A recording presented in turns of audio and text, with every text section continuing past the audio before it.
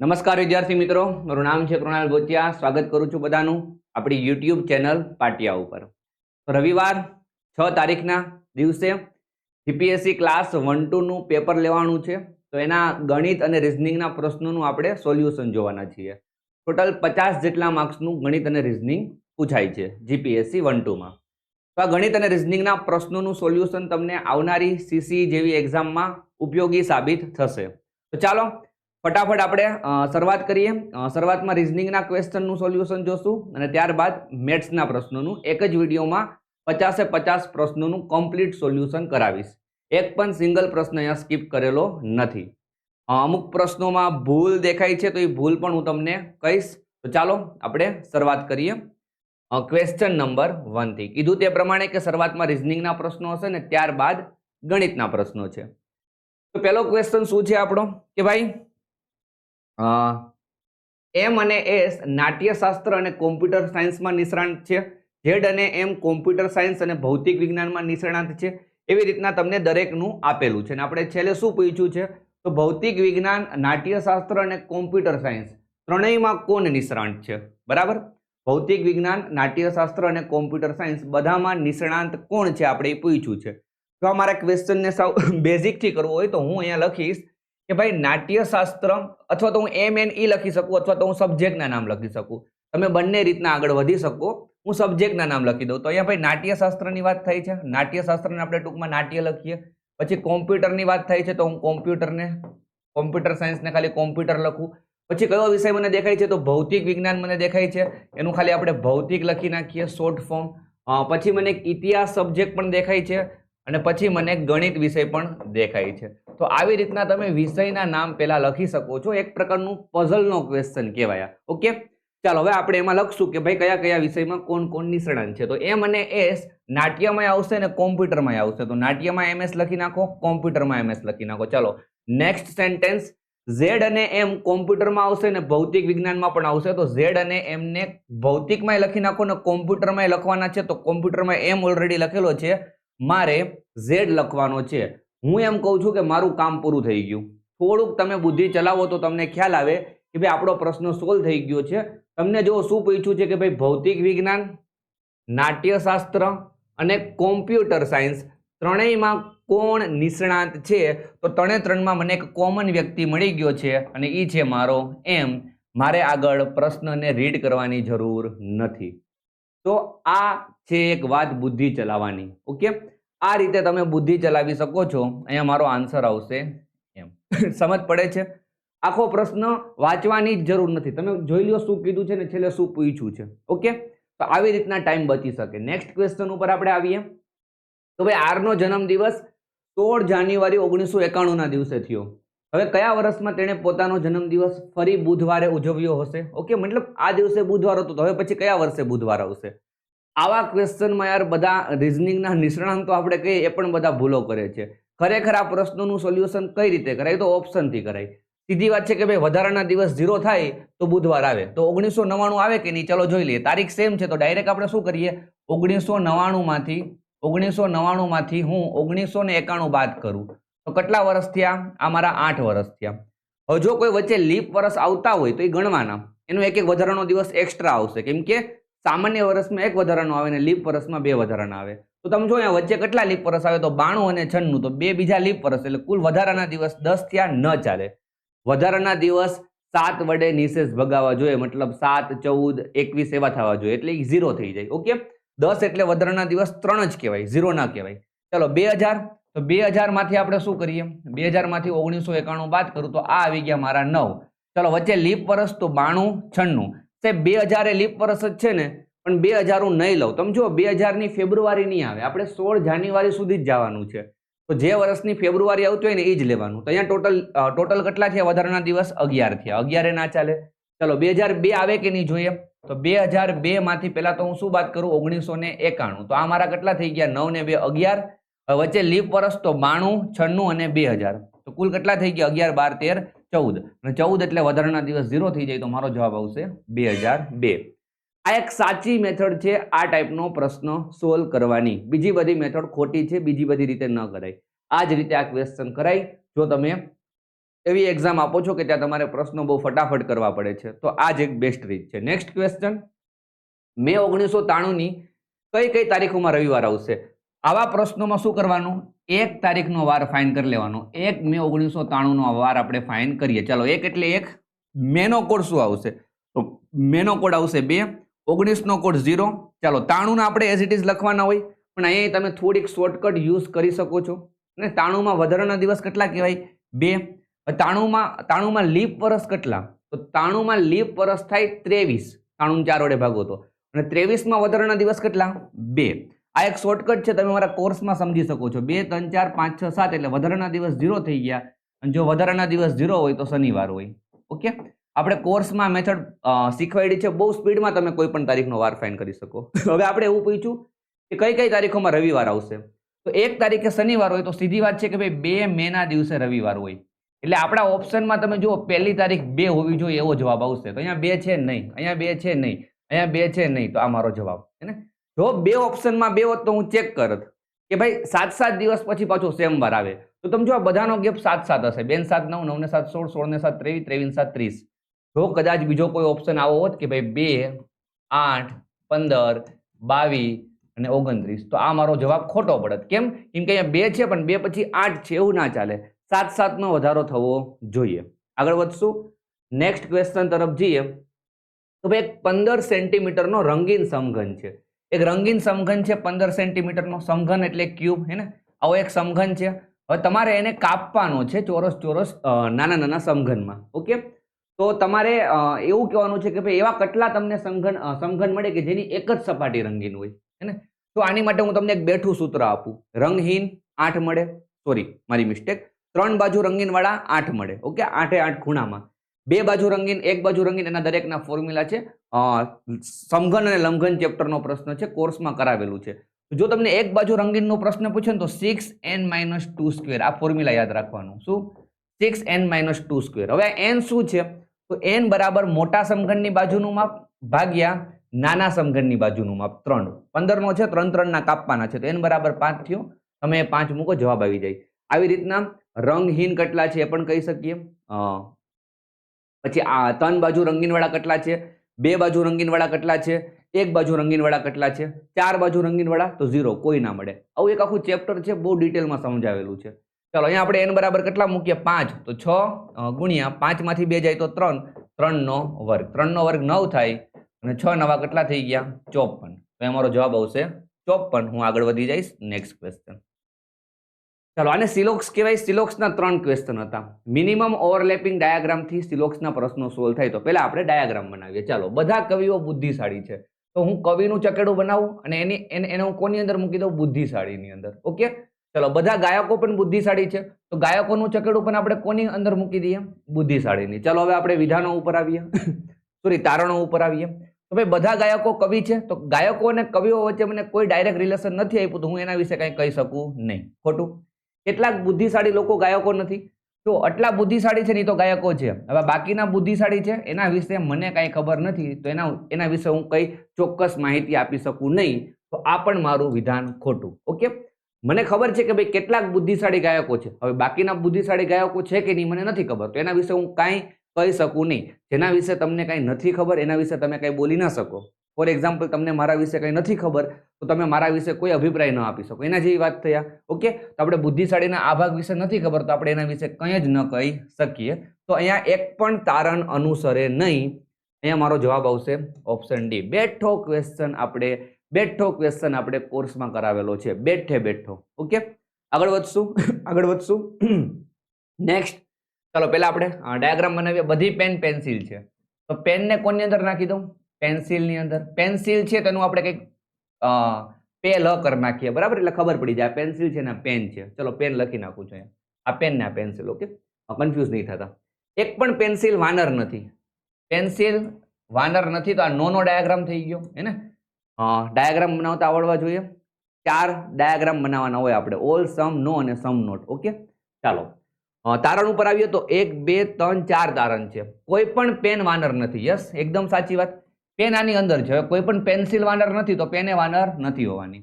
ચલો, કેટલીક પેન વાનર છે યાર, કોઈ પેન વાનર નથી તો તમે શું આવું કહી શકો? બધા વાનર પેન છે યાર? નથી. પેન અને વાનર વચ્ચે એક જ રિલેશન મળે. હવે તમે આના પેન અને વાનર વિશે બીજું કંઈ ન કહી શકો. કેટલાક વાનર પેન છે? કહું છું પેન અને વાનર વચ્ચે એક જ રિલેશન મળે, નોનું. બીજું તમે કંઈ કહી શકો નહીં. ફક્ત પેલું તારણ અનુસરે છે, એટલે option she is right answer. Next. બધી બકરીઓ વાઘ છે. બકરીઓ છે એ શું છે? બધી વાઘ છે.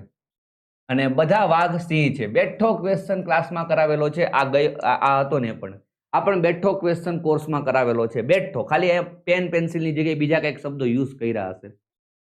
ચાલો, આ બેઠો ક્વેશ્ચન ક્લાસમાં કરાવેલો છે. અગેન કહું છું, બકરી વાઘ સિંહની જગ્યાએ કંઈક અલગ શબ્દો યુઝ કરેલા હશે. બધા વાઘ બકરીઓ છે. યાર, વાઘના આ ભાગ વિશે તમે કાંઈ ન કહી શકો, ખોટી વાત. બધા સિંહ વાઘ છે. સિંહના આ ભાગ વિશે તમે કાંઈ ના કહી શકો, ખોટી વાત. કોઈ પણ બકરી સિંહ નથી. યાર, આટલી બકરી તો સિંહ જ છે. ઇવન બધી બકરી સિંહ છે, ને? ખોટી વાત. કોઈ પણ સિંહ બકરી નથી. યાર, આટલા સિંહ તો બકરી છે જ, ખોટી વાત. તો બધા તારણો, બધા કન્ક્લુઝન ખોટા છે. કોઈ પણ કન્ક્લુઝન ફોલો કરે નહીં. બેઠા ક્વેશ્ચનો કરાવેલા છે ક્લાસમાં. Okay, next. એક ફોટોગ્રાફ તરફ જોયું. એક સ્ત્રીએ એસ ને કીધું. ઓકે, એક ફોટોગ્રાફ તરફ એક સ્ત્રી જોવે છે ને એસ ને કહે છે. સ્ત્રી જોવે છે, યાદ રાખજો. કોણ જોવે છે? સ્ત્રી જોવે છે ને. અને કોને કહે છે? એસ ને કહે છે. શું કીધું એસ ને? કે હું, એટલે કે સ્ત્રી, આ સ્ત્રી આ સ્ત્રીની એકમાત્ર પુત્રી છે. મતલબ ફોટોમાં એક સ્ત્રી છે, ફોટોમાં એક સ્ત્રી છે, આ ફોટોવાળી સ્ત્રી છે, ફોટોવાળી સ્ત્રી છે. એ ફોટોવાળી સ્ત્રીની આ એકમાત્ર પુત્રી છે. મતલબ આને કોઈ હવે ભાઈ, સોરી, આને કોઈ હવે બીજી બહેન નથી, ને? એકમાત્ર પુત્રી એટલે બીજી કોઈ બહેન નથી. ઓકે, હું આની એકમાત્ર પુત્રી છું. ચાલો. અને તેણીનો પુત્ર એટલે ફોટોવાળાનો પુત્ર, અને ભાઈ હોઈ શકે, એટલે આનો ભાઈ થઈ ગયો, આનો પુત્રનો ભાઈ થઈ ગયો. તેણીનો પુત્ર એ તારો મામો છે. એટલે આ કોનો મામો થઈ ગયો? એસ નો મામો થઈ ગયો. હવે એસ નો મામો થઈ ગયો એટલે આ એસ ની મમ્મીનો ભાઈ થઈ ગયો. હવે એસ ની મમ્મી આ જ હશે સ્ત્રી. કેમ? કેમ કે સ્ત્રીને તો કોઈ બીજી બહેન નથી. તો આ સ્ત્રી છે એ એસ ની શું થઈ ગઈ? મમ્મી થઈ ગઈ. અને આ ભાઈ છે એ એસ ના શું થઈ ગયા? મામા થઈ ગયા. ક્લિયર થાય છે? એસ ની જેન્ડર મને નથી ખબર. પછી શું કીધું છે? તો તે સ્ત્રી મતલબ આ સ્ત્રી એસ ના પપ્પા સાથે કઈ રીતના સંબંધ ધરાવે? યાર, સ્ત્રી એસ ની મમ્મી છે, તો એ એસ ના પપ્પાની શું થઈ ગઈ? આ એસ ના પપ્પાની શું થઈ ગઈ? પત્ની થઈ ગઈ. એ સ્ત્રી એસ ના પપ્પાની પત્ની થઈ ગઈ. તો answer is option B. Series છે તમે જો એ બી, પછી સી સ્કીપ કર્યો ને ડી થયું. ચલો, પછી ડી પછી ઈ એફ, અહીંયા સી સ્કીપ કર્યો હતો, અહીંયા જી સ્કીપ કર્યો ને એચ આવ્યું. ઓકે, તો તમે જુઓ અહીંથી પછી કન્ટિન્યુ છે. એચ પછી આઈ જે, કે સ્કીપ કરો એલ, પછી એમ એન, ઓ સ્કીપ કરો પી, પછી Q R T, S skip કરો ટી. તો ટી પછી શું આવશે? U V. હવે ડબલ્યુ ને સ્કીપ કરવાનો, તો યુ વી ડબલ્યુ એક્સ. તો U V X is my right answer. ચલો, બહુ સિમ્પલ સિરીઝ. અગેન કહું છું કે ક્લાસ 3 ના પ્રશ્નો જીપીએસસી ના વિદ્યાર્થીઓને પૂછ્યા હતા, એટલે 50 માંથી 45 કરતા વધારે માર્ક્સ આવે એવા પ્રશ્નો હતા મેથ્સ રીઝનિંગના. ચાલો, સિરીઝની વાત કરું તો તમે જો સિરીઝને જોઈને જ ખબર પડી જાય કે ભાઈ ડિફરન્સની તો સિરીઝ નથી, હે ને? કેમ ખબર પડી ગઈ? કે 495 માંથી 2469 થતા હોય તો ડિફરન્સની સિરીઝ ના હોય, ગુણાકારનો કંઈક મામલો છે. ચલો, 23 ના ડબલ મને ખબર છે 46 થાય, અને 46 માંથી 3 બાદ કરો તો 43 આવે. તો જો એક મસ્ત પ્રકારની પેટર્ન આપણે ખબર પડે છે, ગુણ્યા 2 માઇનસ 3. અહીંયા તમને કેટલા ગણા લાગે છે? આ 495, આ 5 ગણા કંઈક હોઈ શકે, ને? તો 5 ગણા માઇનસ 4 કર્યા હોય, તો અહીંયા 4 ગણા માઇનસ 3 કર્યા હોય, તો અહીંયા 3 ગણા માઇનસ 2 કર્યા હોય. તો જો એક પેટર્ન મળે છે, 2 3 4 5 3. એક મિનિટ, અહીંયા कुछ तो गड़बड़ हमने कर दी है. અહીંયા -4 હશે, અહીંયા -5 હશે, અહીંયા -6 હશે. આવું કંઈક હશે. ઓકે, આવું કંઈક હશે. ચલો, ચેક કરી લઈએ, હે ને? ચેક કરી લઈએ, કેમ કે પેટર્ન બનવી જોઈએ. 2 3 4 5 3 4 5 6. ચાલો, હવે જોઈ લઈએ. 43 તેરી કેટલા થાય? તો 129. અને એમાંથી 4 બાદ કરું તો કેટલા આવશે? 125. 125 ઓપ્શનમાં છે? હા.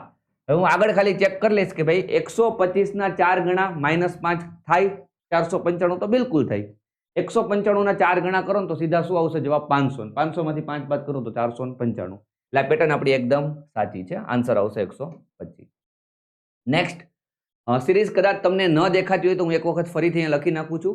આ પણ બેઠો ક્વેશ્ચન આપણે ક્લાસમાં કરાવેલો છે. એ બ્લેન્ક, બી બી, સી બ્લેન્ક, એ બી બ્લેન્ક, સી એ, બ્લેન્ક BBCC. આવા ક્વેશ્ચન તમારે સોલ્વ કરવા હોય તો પહેલા તો તમારે નંબર ઓફ આલ્ફાબેટ્સ ગણી લેવાના. કેટલા છે? તો 1 2 3 4 વિથ બ્લેન્ક, ને બ્લેન્ક ગણવાની. 1 2 3 4 5 6 7 8 9 10 11 12 13 14 15 16 17 18. હવે 18 છે. હવે 18 ના આપણે ઇક્વલ પાર્ટ પાડવાના. તો 9 9 ના 2 ભાગ પડે, પણ આ તો બહુ મોટું થઈ જશે, છોડો. 6 6 ના 3 ભાગ પડે, આ ટ્રાય કરો. 6 6 ના 3 ભાગ બનાવો. 1 2 3 4 5 6. 1 2 3 4 5 6. 1 2 3 4 5 6. હવે ત્રણ ભાગ છે ને સરખા બનાવવાના. આપણે બનતા હોય તો ચલો સરખા બનશે. બધાની શરૂઆતમાં એ છે એટલે બની જશે. હવે અહીંયા એ છે બીજો, અહીંયા બ્લેન્ક છે તો અહીંયા એ મૂકી દો, અને અહીંયા બ્લેન્ક છે એટલે અહીંયા એ મૂકી દો. તો AAB જો સરખું જેવું લાગે છે. પછી શું છે અહીંયા BC, તો અહીંયા BC કરી નાખો. ત્યાં થઈ ગયું તમારું BC. અને સાવ છેલ્લો C છે તો તમે જુઓ ત્રણ પાર્ટ હવે સરખા બની ગયા. AABBCC. ઓકે, તો બ્લેન્કમાં આપણે શું મૂક્યું? ACCA.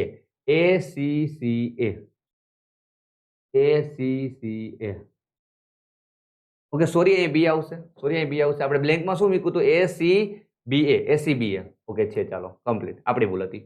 ACBA. ઓકે, ચાલો બહુ સિમ્પલ ક્વેશ્ચન હતો, આરામથી થઈ ગયો હશે તમારાથી. નેક્સ્ટ, ચાઇનીઝ કોડિંગ કયો આને, હે ને, ક્લાસમાં કરાવેલો ક્વેશ્ચન. તમારે રિવરનો કોડ ફાઇન્ડ કરવાનો છે. તમને ન દેખાતું હોય તો તમને કહી દઉં કે જો 754 ને શું કીધા ખબર? Lake is C. પછી 582 ને શું કીધું ખબર? 582 ને કીધું ઓશન ઇઝ રિવર. અને 809 ને શું કીધું ખબર? 809 ને કીધું ocean and pond. Pond means તળાવ. ઓકે, ચાલો આપણે રિવરનો સંકેત કહેવાનો છે. રિવર ક્યાં છે સાહેબ? રિવર અહીંયા છે. રિવર અહીંયા છે નહીં, રિવર અહીંયા છે નહીં, તો રિવરનો કોડ 582 માંથી હશે. હવે રિવર ખાલી અહીંયા છે તો રિવરનો કોડ ખાલી આમાં જ હોવો જોઈએ. તો પાંચડો ક્યાંય દેખાય છે? હા, તો 5 ના હોય. આઠડો ક્યાંય દેખાય છે? તો હા, 8 ના હોય. તો અહીંયા મારો જવાબ આવી ગયો 2. બગડો ક્યાંય નહીં દેખાતો હોય તમને, તમે જોઈ લ્યો, હે ને, એ બગડો જ રિવરનો કોડ હશે. કેમ કે રિવરનો કોડ બીજે કંઈ દેખાવો જોઈએ નહીં, કેમ કે રિવર બીજે કંઈ નથી દેખાતું. નેક્સ્ટ, આને પઝલ કહેવાય. આને વેરિયેબલ વાળું પઝલ કહેવાય, 2 વેરિયેબલ વાળું પઝલ. આવા બહુ બધા પઝલ કોર્સમાં કરાવેલા છે.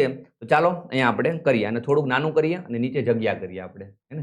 એમ કે જગ્યા જોશે આમાં. પેલા ઇન્ફોર્મેશન હું વાંચું. નીચે આપેલ 7 મિત્રો અંગેની માહિતી આપી છે ને તેમના મોબાઈલ ફોનની પસંદગીનો અભ્યાસ કરો અને તેના આધારે જવાબ આપો. 7 મિત્રોના નામ છે L, M, N, O, P, F અને R. ચાલો એટલે તમને ન દેખાતો હોય તો હું વાંચતો જાઉં છું. 7 મિત્રો છે L, M, N, O, P, F અને R. ચાલો સાથે 7 મિત્રો થઈ ગયા. વિવિધ બ્રાન્ડના મોબાઈલ છે, Oppo, Nokia, Apple, Samsung, OnePlus અને મોટો. જરૂરી નથી કે તે ક્રમાનુસાર હોય. ઓકે, કાંઈ વાંધો નહીં. દરેકને અલગ અલગ રંગ ગમે છે, લાલ, વાદળી, સફેદ, બદામી, કાળો, રાખોડી અને પીળો. ચાલો હવે આપણે કહેવાનું છે કે એલને કયો મોબાઈલ ગમે ને કયો રંગ ગમે. ચાલો અહીંથી શરૂઆત થાય છે ખરેખર પ્રશ્નની. ઓકે, એફના ફોનનો રંગ લાલ છે તો એફની બાજુમાં સિમ્પલ અહીંયા લાલ લખી દેવાનું. ઓકે, પછી શું કીધું આગળ? અને તેની પાસે નોકિયા કે એપલ નથી તો તમે જો આ ઇન્ફોર્મેશન લખવાની, કોઈ પણ વસ્તુ સ્કીપ નહીં કરવાની. એફ પાસે શું નથી? નોકિયા અને એપલ નથી, તો હું લખી દઉં કે ભાઈ નોકિયા નથી, એપલ નથી. શોર્ટમાં લખો ચાલશે. એફની પાસે નોકિયા અને એપલ નથી, અને થોડી જગ્યા રાખજો કેમ કે એફનો ઓરિજિનલ મોબાઈલ આવશે. ઇન્ટેક્સ ફોન વાદળી રંગનો છે. કોનો છે મને નથી ખબર, હું સાઈડમાં લખી નાખું કે ભાઈ વાદળી અને ઇન્ટેક્સ ભેગું આવશે. વાદળી અને ઇન્ટેક્સ ભેગું આવશે. યાર આ જમાનામાં ઇન્ટેક્સનો ફોન કોને ગમતો હોય? ચાલો પણ કાંઈ વાંધો નહીં. એલ પાસે ઓપ્પો ફોન છે અને તેના ફોનનો રંગ બદામી કે કાળો નથી. જો એલમાં છે ને અહીંયા બદામી નહીં આવે, બદામી અને કાળો નહીં આવે. અને એલ પાસે કયો ફોન છે એ લખી નાખું છું અહીંયા, ઓપ્પો. ઓકે, ચાલો બદામી કાળો એ નહીં આવે, આપણે મેન્શન કરી દીધું. મોટો ફોન પીળા રંગનો છે. મોટો છે ને પીળા રંગનો છે. કોનો છે મને નથી ખબર, હું સાઈડમાં લખી નાખું કે ભાઈ પીળો અને મોટોરોલા આવે ને એ સાથે આવશે. ચાલો આગળ વધશું. એમના ફોનનો રંગ રાખોડી છે. એમ પાસે રાખોડી ફોન છે ને એપલ નથી, તો એમમાં રંગ મને કન્ફર્મ ખબર પડી ગઈ કે ભાઈ અરે વાદળી ક્યાં, રાખોડી. એમમાં રંગ આવશે મારો રાખોડી અને એમ પાસે એપલ નથી. ચાલો ચોકડી. ઓકે, અહીં સુધી કન્ફર્મ. એપલ ફોન કાળા રંગનો નથી, ઓ પાસે સેમસંગ ફોન છે. હવે એ સાઈડમાં લખી નાખું કે ભાઈ આપણો જે એપલનો ફોન અને કાળો રંગ આ બે ક્યારેય ભેગું આવે નહીં. એપલ ને કાળો ભેગું નહીં કરતા. ઓ પાસે સેમસંગ નો ફોન છે તો ઓ રંગ મને નથી ખબર, ફોન લખી નાખું છું સેમસંગ. સેમસંગ કોની પાસે છે તો ઓ પાસે છે. ચાલો આગળ વધશું. આર ના ફોન નો રંગ વાદળી નથી.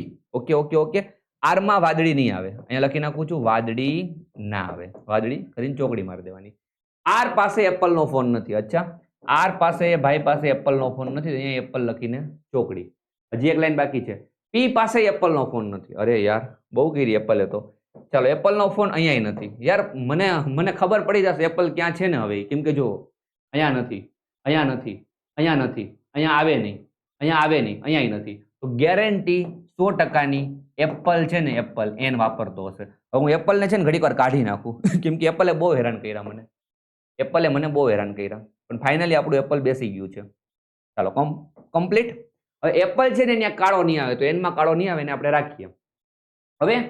હવે મારે છે ને મારે વાદળીને બેસાડી દેવાય, કેમ કે જો વાદળી માટે આપણે બહુ બધા ઓપ્શન ખબર છે.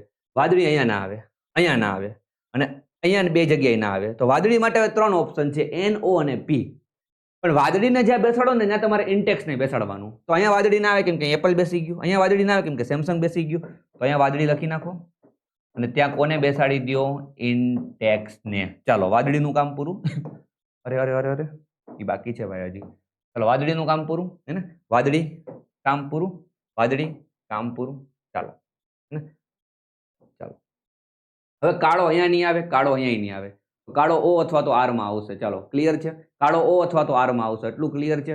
હવે હું એમ કહું છું કે પીળો અને મોટો આપણે સેટ કરીએ તો આપણે છે ને 2 ખાના ખાલી હોવા જોઈએ. એવી જગ્યાએ પીળો અને મોટો મૂકી દો. અહીંયા નથી, અહીં નથી, અહીં નથી, અહીં નથી, અહીં નથી, અહીં નથી.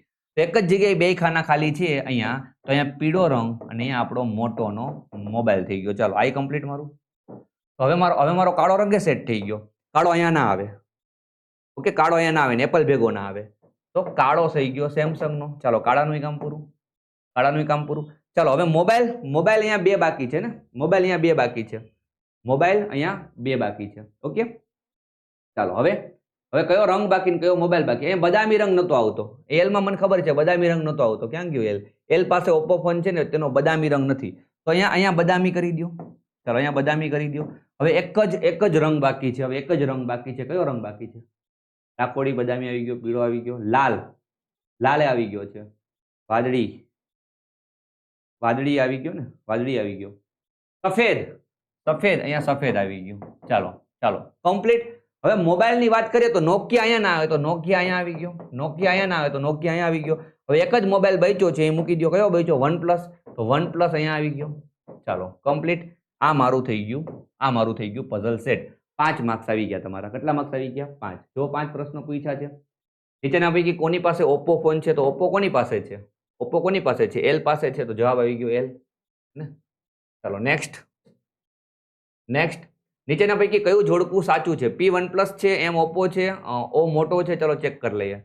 પી OnePlus નથી, એલ ઓપ્પો છે અને ઓ સેમસંગ છે. એટલે ઓ મોટોય નથી અને એમ છે એમ પાસે તો નોકિયા છે. એટલે એક પણ સાચા નથી. કયા વ્યક્તિ પાસે લાલ રંગનો ફોન છે? યાર OnePlus નો ફોન લાલ હતો. એ કોણ છે? એફ. બોલો એફ કેવો વિચિત્ર માણસ, લાલ રંગનો મોબાઈલ રાખે છે. તો ઓ પાસે સેમસંગ ફોન હોય તો તેનો રંગ કયો છે? સેમસંગ નો રંગ મને ખબર છે ને, કાળો છે. સેમસંગ નો રંગ કાળો છે, હે ને. ચાલો પછી આ પૈકી કોની પાસે નોકિયા છે? આ કોઈક જૂનો માણસ છે બિચારો, નોકિયા વાપરે છે હજી. એમ. ચાલો એમ નોકિયા રાખે છે હજી. Ready complete. 5 માર્ક્સ આવી ગયા, હે ને. આગળ વધશું. આપેલ દરેક પ્રશ્નમાં 5 શબ્દો આપવામાં આવે છે. તે પૈકી 4 શબ્દો એક રીતે સરખા છે અને એક ભિન્ન છે. તમારે જુદો પડતો હોય તેવો શબ્દ તમારા જવાબ તરીકે પસંદ કરવાનો છે. તારાપુર, કોટા, કલ્પક્કમ, પારાદીપ અને નરોરા. યાર આ કલ્પક્કમ કયો, કોટા કયો, તારાપુર કયો, નરોરા કયો, આ બધી એટોમિક પાવર સ્ટેશન છે ને. ખાલી પારાદીપમાં એટોમિક પાવર સ્ટેશન નથી, એટલે અલગ પડે છે. અહીંયા કાકરા પર લખી નાખું ને તોય ચાલે. ઓકે ચલો નેક્સ્ટ. મેગ્નેલિયમ, જર્મેનિયમ, ડ્યુરેલિયમ, કાંસુ અને પિત્તળ. યાર આ કાંસુ અને પિત્તળ ને બધી મિશ્ર ધાતુ થઈ. ડ્યુરેલિયમ ને મેગ્નેલિયમ ને જર્મેનિયમ ધાતુ છે, હે ને. તો એ ધાતુ અલગ પડે ને, ધાતુને મિશ્ર ધાતુમાં થોડું મૂકી દેવાય. ચાલો આગળ વધશું. કેમિસ્ટ્રી આવડવું જોઈએ. કોડિંગ ડીકોડિંગ છે. આવી રીતના કોડિંગ ડીકોડિંગ કરાય. જો બહુ ઈઝી રીત કહું. બી નું એ થયું એટલે -1 થયું, તો સી નું -1 એટલે બી થશે. એટલે આ જવાબ ના આવે. ક્લિયર? આ જવાબ ના આવે. ચલો બે જ ઓપ્શન બચ્યા. એલ નું ઓ થયું એટલે MNO +3 થયા તો H માં +3 કરો, H માં +3 કરો, HIJK તો B પછી K આવશે. ચાલો અહીંયા K છે, અહીંયા K છે. E નું D થયું -1 થયું તો A માં -1 કરો, A માં -1 કરો તો Z આવે તો BK પછી Z આવે એટલે આ ઓપ્શન એ ના આવે. 3 ઓપ્શન નીકળી ગયા, તમારો જવાબ આવી ગયો. યાર માત્ર 2-3 સેકન્ડનું કામ હોય, ગામ કરે એવું નહીં કરવાનું. ઓકે, આગળ વધશું. આને કહેવાય દિશા અંતર. દિશા અંતરની એક જબરદસ્ત ટેકનિક તમને ખબર હશે, NESWN હે ને, ESWN તમારે લખવું હોય લખી નાખો 2 વાર, તમારે તકલીફ ના પડે. ચલો શું કીધું કે દક્ષિણ દિશામાં જોઈને ઊભો છે. ચલો અહીંયા ઊભો છે દક્ષિણ દિશામાં. પછી તે જમણી બાજુ 20 મીટર ચાલે, આની જમણી બાજુ 20 ચાલ્યો. પછી ફરી જમણે 10 ચાલે, એની જમણે 10 ચાલ્યો.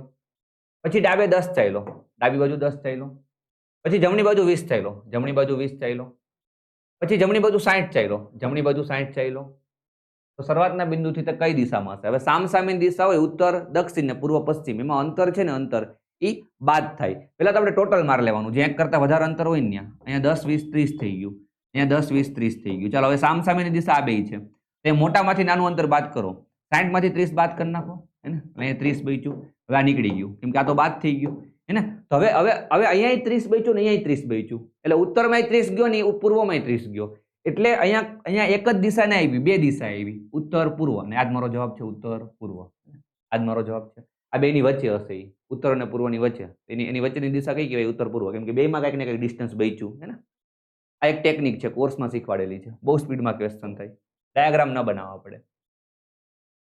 અગેન સિટિંગ અરેન્જમેન્ટનો ક્વેશ્ચન. PQRST 5 વ્યક્તિ છે, 1 2 3 4 5. ચાલો શું કીધું? RP ની જો અંદર બાર એવું કઈ નથી કીધું, બધાને આપણે અંદરની તરફ જ ફેસ રાખીએ. RP ની જમણી બાજુએ છે. ઓકે, હું એમ કહું P ની જમણી બાજુએ R છે. અને એટલે આગળ વાળાની વાત થાય છે, એટલે કોની વાત થાય છે? R છે ને S ની ડાબી બાજુએ બીજા સ્થાને છે. તો અહીંયા S કરી નાખો. S ની નહીં વધી ગયું, અહીંયા S કરી નાખો. S ની ડાબી બાજુએ બીજા સ્થાને R થઈ ગયું. ચાલો કમ્પ્લીટ. અને P ની જમણી બાજુ થઈ ગયો.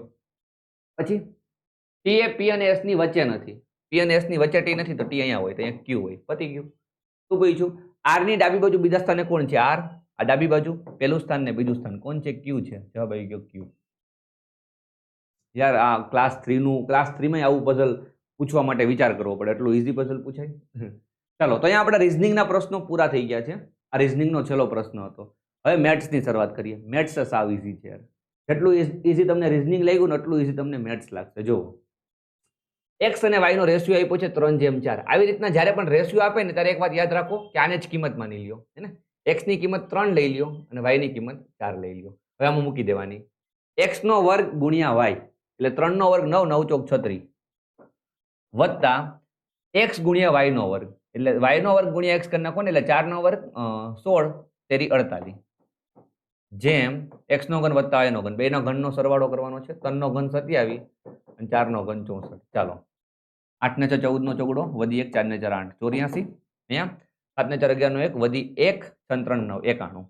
12 સત્તા 84 અને 13 સત્તા 91. બે 7 7 વડે ઉડે તો 12:13 ઓપ્શનમાં છે, બિલકુલ છે.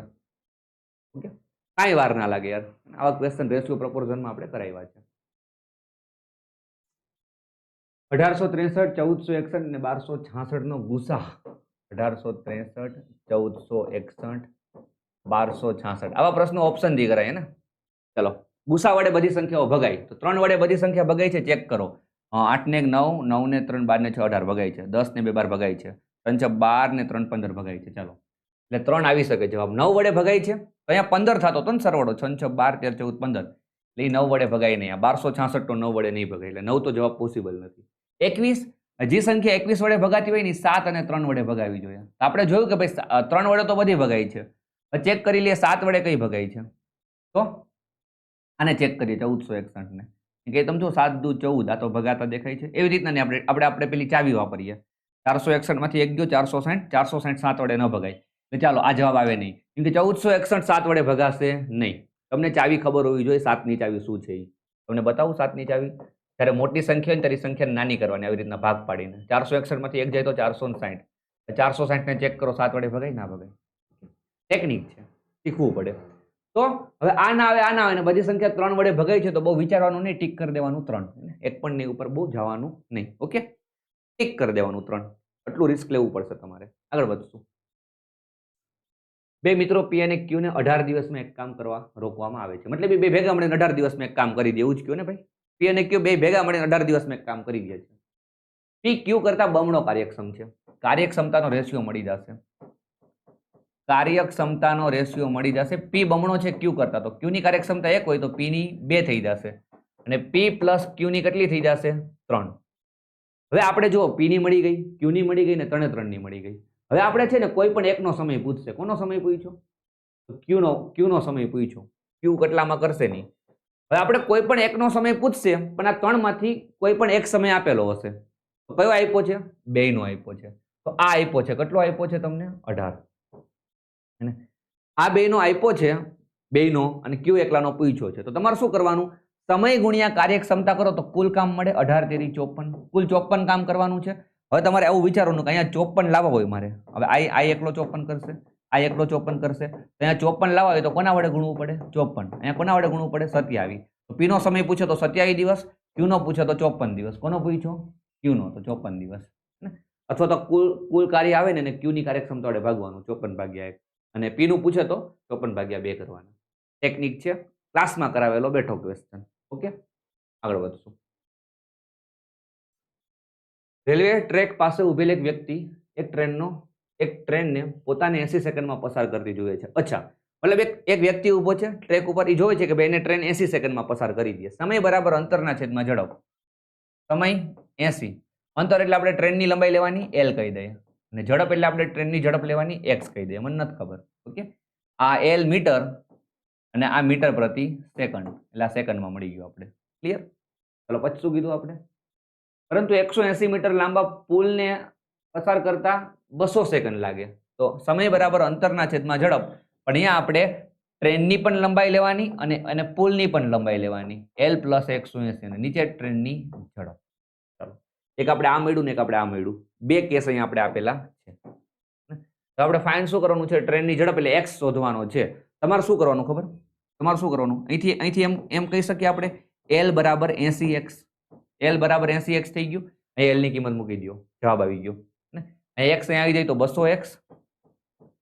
L બરાબર 80x વત્તા 180. 80x આ બાજુ આવે તો 200 માંથી બાદ થઈ જાય તો 120x બરાબર 180. તો આવી ગયો ને જવાબ. x બરાબર 180 ભાગ્યા 120, 18 ના છેદમાં 12 એટલે 3 ના છેદમાં 2. 6 તેરી 18 ને 6 દુ 12. અને 3 ના અડધા કેટલા થાય? 1.5 મીટર પ્રતિ સેકન્ડ આવવો જોઈએ જવાબ. Option D. હે ને? સમજો 1.2, 2.1, 1.8 નહીં, 1.5 આવવો જોઈએ. ક્લિયર થાય છે? અગેન કહું છું, ક્લાસમાં કરાવેલો ક્વેશ્ચન. યાર મેથ્સ તો બહુ સિમ્પલ હતું. આ થોડોક હેવી ક્વેશ્ચન હતો કેમ કે અહીંયા છે ને વ્યાજનો દર ફ્રેક્શનમાં આવે છે. 1550 નો એક ભાગ 5% ના દરે ને બાકીનો ભાગ 8% ના દરે. એલિગેશન નો ક્વેશ્ચન છે. અહીંયા 5% લખો, અહીંયા 8% લખો. 3 વર્ષ પછી કુલ વ્યાજ 300 રૂપિયા મળે. તો 5% અને 8% ના દરે ધીરેલ નાણાંનો ગુણોત્તર શોધો. એલિગેશન નો ક્વેશ્ચન છે. આપણે કુલ વ્યાજ કેટલા ટકા મળે ની ફાઇન કરી નાખીએ. SI બરાબર PRN/100. SI બરાબર PRN/100. ઓકે, સાદું વ્યાજ કેટલું છે? 300 રૂપિયા. P કેટલો છે? 1550. R ફાઇન્ડ કરો. N 3 વર્ષ પછી મળે છે 100. મીંડું ગયું. 3000 ના છેદમાં 155. નહીં, હજી 3 છે કા?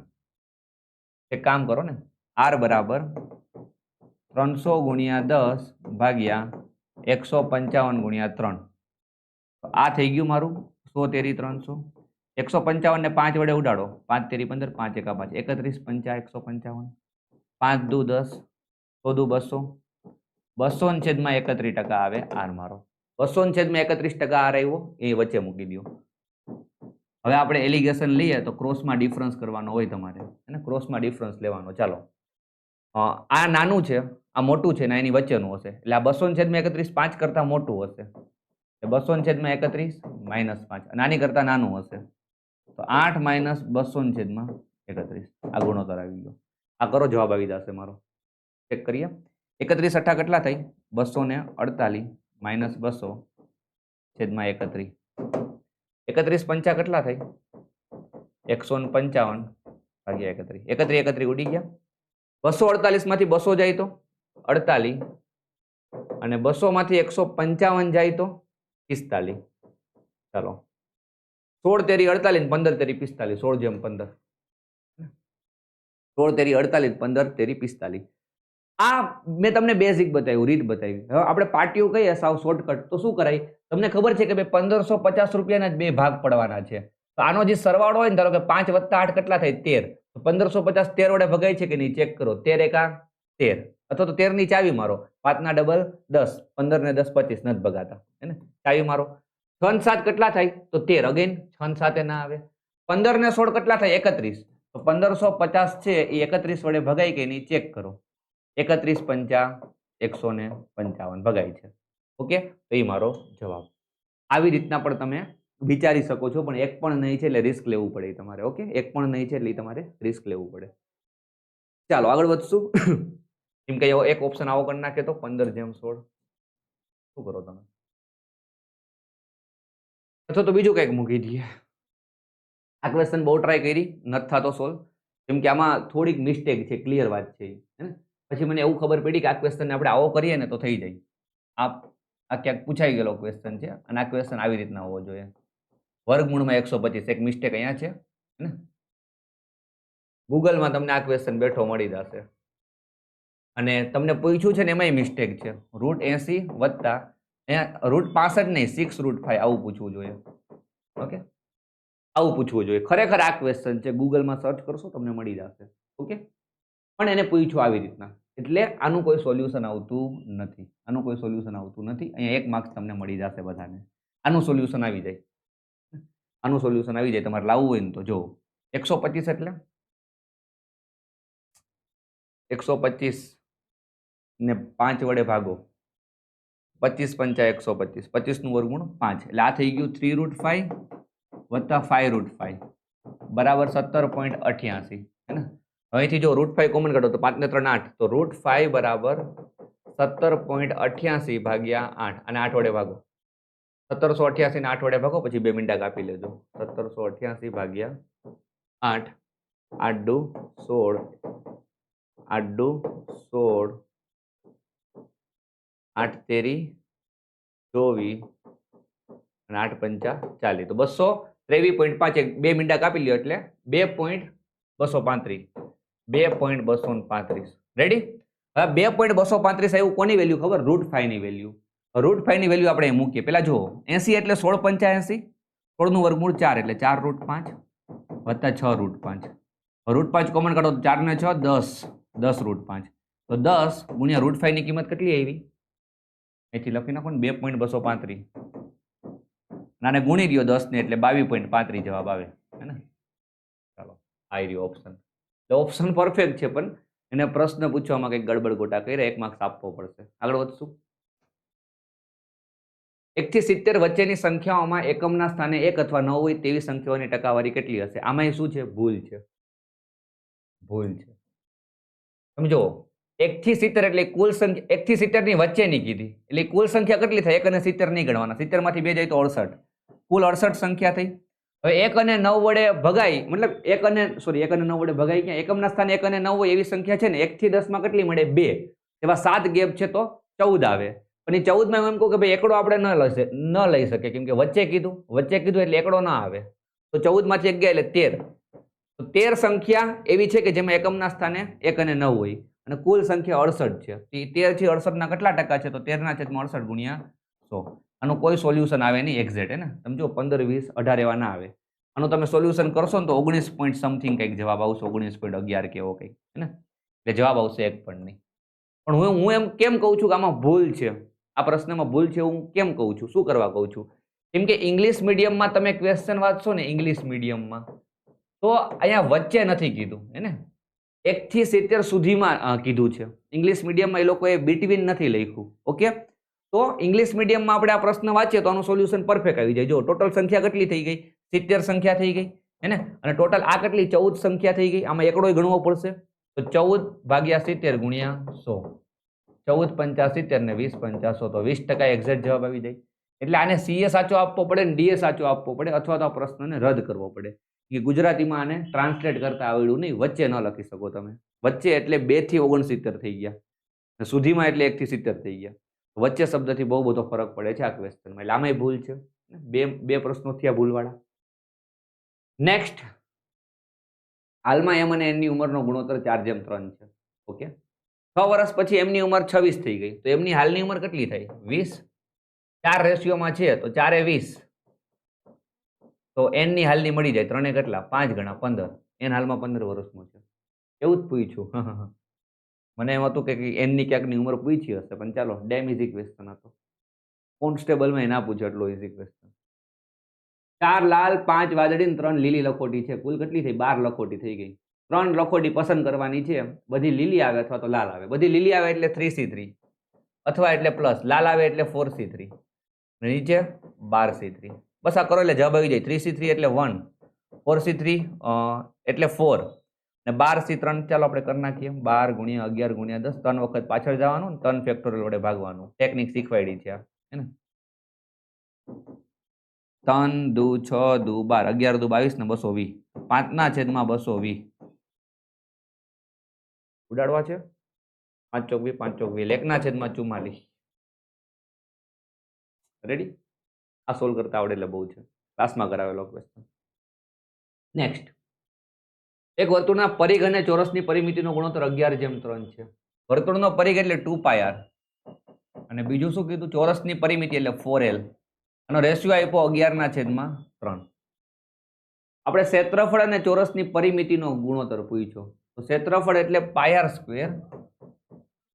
અને ચોરસનું ક્ષેત્રફળ, વર્તુળનું ચોરસનું બેનું ક્ષેત્રફળ, તો ચોરસનું ક્ષેત્રફળ l². આનો ગુણોત્તર આપણે ફાઇન્ડ કરવાનો છે. એક કામ કરી શકો તમે, છે ને, r અને l નો રેશિયો ફાઇન્ડ કરી લ્યો, પછી ત્યાં મૂકી દેવાય r અને l ની જગ્યાએ, તેથી મળી જાય ને.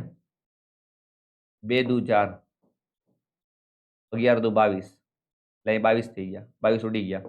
પાય એટલે 22/7 ગુણ્યા r છેદમાં l. આ બગડાને અહીંયા જવા દો ને, એટલે 22/3.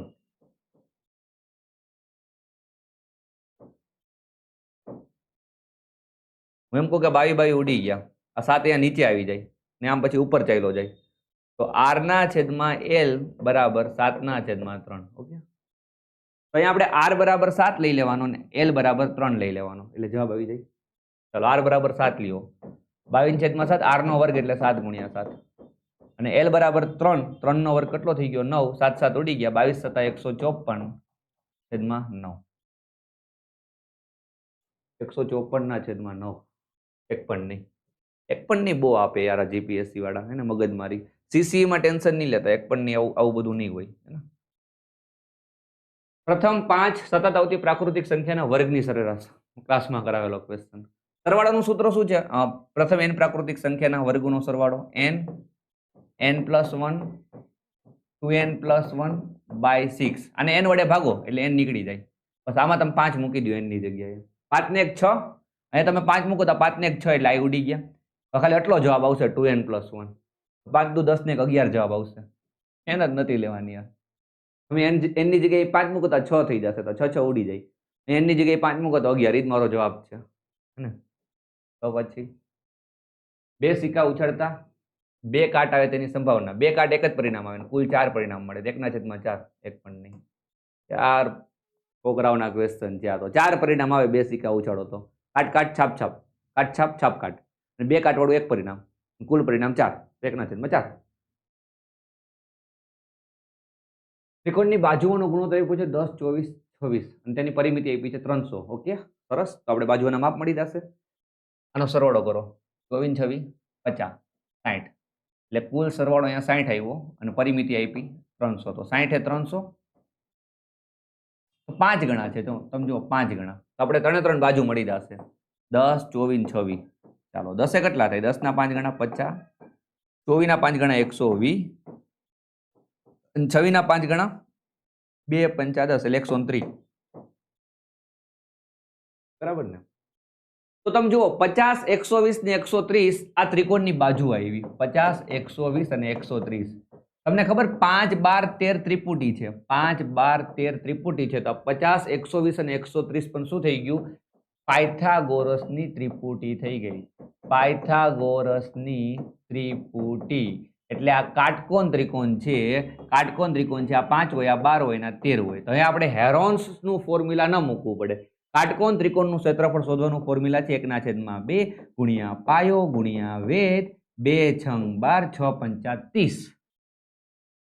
અરે અરે અરે અરે અરે 50 છે, 120 છે, 130 છે, 120 છે અને 50 છે, આ 60 છે. 60 ગુણ્યા 50 એટલે 3 ની પાછળ 2 મીંડા મૂકી દો, 30 ની પાછળ એટલે 3000. કોઈ ના આવ્યો જવાબ તો એક પણ ને ટીક કરી નાખો ને. ચાલો ક્લિયર. આમાં એક પણ નહીં. બોલો, લડી જ લીધું ને સવાલો કોઈ. એક ગોલકની વક્ર સપાટીનો વિસ્તાર અને એક અર્ધગોલકની વક્ર સપાટીનો વિસ્તાર. ગોલકની વક્ર સપાટી થઈ જાય 4πr² અને અર્ધગોલકની વક્ર સપાટી થઈ ગઈ 2πr². સેમ છે. અચ્છા, હું તો કોઈ ગુણોત્તર હશે. આ બે સેમ છે યાર, પણ અહીંયા ત્રિજ્યા આપણે અલગ અલગ કરવી પડશે. ગોલક ને અર્ધગોલક. આપણે એક કામ કરીએ, ગોલકની ત્રિજ્યાને R1 કહી દઈએ અને અર્ધગોલકની ત્રિજ્યાને R2 કહી દઈએ. પાઈ ગયા, 2 દુ 4, 2r1² = r2². ચલો શું પૂછ્યું છે? તો અર્ધગોલક અને ગોલકની ત્રિજ્યાનો ગુણોત્તર શોધો. R2 જેમ R1 શોધવાનું છે. અર્ધગોલકની ત્રિજ્યા અને ગોલકની ત્રિજ્યા. R2 જેમ R1 ફાઇન્ડ કરવો હોય તો r1² ને આમ નીચે લાવો તો r2² છેદમાં r1² બરાબર 2. કાંઈ ના હોય તો નીચે 1. હવે આ વર્ગ છે તો આ સાઈડ વર્ગમૂળ નીકળી જાય તો r2 છેદમાં r1, 2 નું વર્ગમૂળ √2, 1 નું વર્ગમૂળ 1. તો √2 જેમ 1. હવે કોઈ જો સ્માર્ટનેસ વાપરી ઊંધું કરી નાખ્યું. ઘણા બધા વિદ્યાર્થીઓ આ ટીક કરીને આવ્યા હશે. પ્રશ્નને શાંતિથી વાંચવો પડે. જીપીએસસી આવું બહુ કરે છે. શંકુની ઊંચાઈ 12 સેન્ટીમીટર અને પાયાની ત્રિજ્યા 3.5 સેન્ટીમીટર છે. તો તે શંકુનું ઘનફળ કેટલું થશે? યાર શંકુનું ઘનફળ 1/3 πr²h બધું તો આપ્યું છે આપણે. 1/3 પાય એટલે 22/7. કાંઈ ન લેવાનું કીધું હોય તો આ જ લેવાનું. ત્રિજ્યા 3.5 એટલે 35/10. વર્ગ છે એટલે 2 વખત લખી નાખો અને h એટલે 12. સાદુરૂપ આપી દો, જવાબ આવી ગયો. ચાલો ફટાફટ આપીએ. સાહેબ 7 × 5 = 30. સાહેબ 3 × 4 = 12. સાહેબ 5 દુ 10. સાહેબ 2 દુ 4. 2 પંચા 10. 5 સતા 35. 22 સતા 154. ખાલી સૂત્રમાં કિંમત મૂકવાની હતી. મજાક કરી નાખી, મજાક. તેને 3 વડે ભાગવાથી 2 શેષ વધે એવી તમામ 3 અંકની સંખ્યાઓનો સરવાળો કેટલો થશે? ઓકે, 3 અંકની સંખ્યાની શરૂઆત ક્યાંથી થાય ખબર? 100 થી.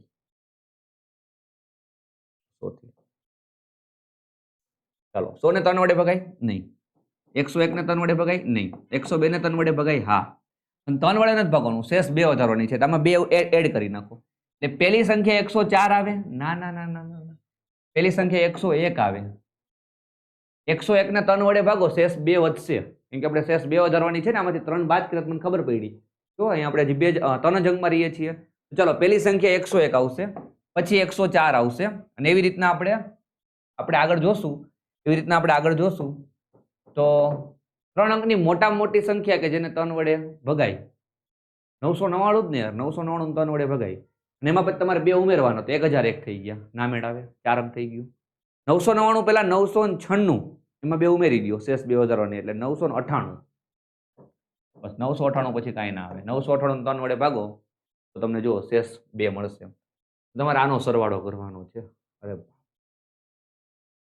અહીંયા આપણે છેલ્લી ના લીધી અને અહીંયા આપણે એક વધારાની લઈ લીધી એટલે કેટલી સંખ્યા થઈ કહેવાય ખબર? આ ટોટલ સંખ્યા કેટલી થઈ કહેવાય? અંદાજો મારું ને તો 1 થી 100 માં 33 સંખ્યા છે 3 વડે ભગાય એવી, અને 1 થી 999 માં 333 સંખ્યા છે 3 વડે ભગાય એવી. 333 માંથી 33 ગયા તો 300 સંખ્યા છે. જો અંદાજો મારતા ના આવડે ને તમારે સૂત્ર મૂકવું પડે. પહેલા તો આપણે સમાંતર શ્રેણી છે એના સરવાળાનું સૂત્ર આવું છે. Sn = n/2 કૌંસમાં પહેલું પદ વત્તા છેલ્લું પદ. n એટલે કુલ સંખ્યા કેટલી તમને નથી ખબર પડતી ને તો n માં પદનું સૂત્ર મૂકો. Tn = a + n - 1 * d. અહીંથી n શોધવાનો. Tn એટલે n મું પદ કયું છે? 998. પહેલું પદ કયું છે? 101 વત્તા n - 1. d એટલે ડિફરન્સ કેટલો છે? 3 નો. ચલો 101 આ સાઈડ આવે તો માઇનસ થઈ જાય, તો 8 9 7 897 હે ને બરાબર 3n - 3 -3 ના બજુ તો પ્લસ થઈ જાય, તો કેટલા થઈ ગયા 900 બરાબર 3n, n બરાબર થઈ ગયા ને 300, n બરાબર 300 છેદમાં 2, પેલું પદ કયું 101 અને છેલ્લું પદ કયું 998, આ સાદુરૂપ આપો એટલે જવાબ આવી જાય, આ 150 થઈ ગયા, ચલો આ કેટલા થઈ ગયા 8 ને 1 9 9 9 ને 1 10, બહુ જ થયું ને 1099, 150 ગુણ્યા 1099, 1 6 4 8 5 0 1, ગુણાકાર જ કરવો પડશે યાર, આપણે પેલાથી નહીં થાય, કરો ગુણાકાર હે ને, મને શું છે, ચાલો તમે કરી લેજો ગુણાકાર, આગળ વધીએ. ચાલો નેક્સ્ટ, બે ઘરની કિંમતનો ગુણોત્તર 16:23 છે. જો અક્ષર થોડાક આછા હશે હું તમને કહું, બે ઘરની કિંમતનો ગુણોત્તર કેટલો આપ્યો 16:23. પહેલા ઘરની કિંમત 10% વધે અને બીજા ઘરની કિંમત 477 વધે, તો નવી કિંમતનો ગુણોત્તર 11:20 થાય છે. ગુણોત્તરમાંથી આપણે કિંમત કરીએ તો 16x અને 23x. આને 10% વધારો કરો એટલે 110/100, અને આને કેટલે વધારો 477. આજે નવો ગુણોત્તર મળે એ કેટલો મળે 11/20. તો બે ઘરની મૂળ કિંમતનો ગુણોત્તર કેટલો હશે? પહેલા તો આપણે x ફાઇન કરવાનું, પછી 16x ભાગ્યા 23x કરવાનું. આ બેઝિક થી કરવા જાય ને તો પેપર ઉઘરાવાળો આવી જાય આમાં, આ ના કરાય બેઝિક થી, હટાવો. કોણ શીખવાડે છે આવું તમને? એક બુદ્ધિ વાપરીએ. ઓપ્શન થી કરીએ તો ઓપ્શન એ લઈએ, 848 છે, 1219 છે. ચાલો કેટલો વધારો કરો, કેટલો વધારો કરો ઉપર? પેલા ઘરમાં 10%, 10% એટલે 110/100, 10% વધી ગયા, અને અહીંયા તમે 477 રૂપિયા વધારો. ચલો રેશિયો જોઈ લ્યો ને, 11:20 આવે કે નહીં ચેક કરી લઈએ. તો આ મીંડું ગયો 11/10 એટલે 1.1, 848 ગુણ્યા 1.1, ટેન્શન ના લ્યો, કાંઈક તો નીકળી જશે. અને એડ કરો 9 ને 7 6, 9 ને 7 16 નો છગડો વધી 1, 7 8 9, 12 ને 4 16, 1696. કમ્પ્લીટ કામ થઈ ગયું. 848 ના ડબલ થાય હે ને, અને આ 11 1.1 છે ને 11/10 લખી નાખો ને, એટલે 11/10 દુ 20, 11/20 આવી ગયા. 11/20 અહીંથી જ આવી ગયા, ઓપ્શન એ થી જ. તો એથી ના આવ્યો તો બી કરત, ઉપરવાળાને 1.1 વડે ગુણત, 110/100 એટલે 1.1 વડે, અને નીચે 477 ઉમેરત, અને જોત કે 11/20 આવે છે કે નહીં. અને ઓપ્શન એમાં જ આવી ગયા. इसको बोलते हैं लक, કિસ્મત. એ સારી છે આપણી. નેક્સ્ટ, 3 વર્ષ પહેલા શું છે? પતિ પત્ની અને પુત્રની સરેરાશ ઉંમર 27 વર્ષ હતી. તો આપણે સરવાળો મળી જાય ને, સરવાળો મળી જાય ને, હસબન્ડ વાઇફ અને ચિલ્ડ્રન નો સરવાળો મળી જાય 3 વર્ષ પહેલાનો, 27 તેરી 81. તો હાલનો સરવાળો મળી જાય. હાલમાં બધાની 3 3 3 3 વધી ગઈ એટલે 9 વધે, એટલે કેટલું થઈ ગયું 90. ચાલો 3 3 ની હાલની ઉંમરનો સરવાળો 90. બીજું શું આપ્યું? 5 વર્ષ પહેલા પત્ની અને પુત્રની સરેરાશ 20 વર્ષ હતી. તો પત્ની અને પુત્રનો સરવાળો મળી જાય ને 5 વર્ષ પહેલાનો, સરેરાશ આપી 20, તો 20 દુ 40. હાલનો સરવાળો ફાઇન કરો તો બેની 5 5 વધી જાય, તો 10 વધી જાય, તો 50. તો પતિની હાલની ઉંમર કેટલી? 3 3 ની હાલની ઉંમરનો સરવાળો 90, અને પત્ની અને બાળકની હાલની ઉંમરનો સરવાળો 50. તો પત્ની ને બાળકને 90 માંથી બાદ કરી નાખો તો પતિ મળી જાય. તો 90 માંથી 50 ગયા તો 40. યાર બચ્ચાનો ક્વેશ્ચન છે, નાના બચ્ચાઓનો ક્વેશ્ચન, 8મા 9મા ધોરણ વાળાનો ક્વેશ્ચન છે. 6/7, 5/14, 10/21 વડે જે સંપૂર્ણ ભાજ્ય હોય તેવો નાનામાં નાનો પૂર્ણાંક અપૂર્ણાંક શું છે?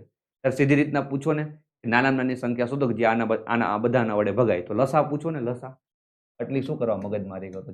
અપૂર્ણાંકનો લસા ફાઇન કરવો હોય તો અંશનો લસા, એટલે 6 5 10 નો લસા કેટલો થાય 30, અને છેદનો ગુસા તો 7 14 21 નો ગુસા કેટલો થાય 7. તો 30/7 મારો જવાબ આવી ગયો. હટાવો યાર.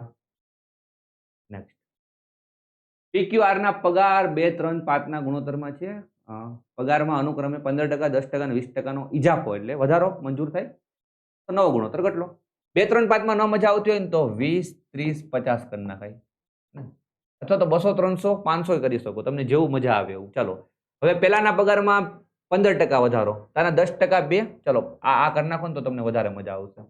આના 15% કેટલા થાય? આના 15% કાઢવા હોય તો 10% 20 અને 5% 10 એટલે 30. 30 રૂપિયા પગાર વધી ગયો, તો આ થઈ ગયું 230.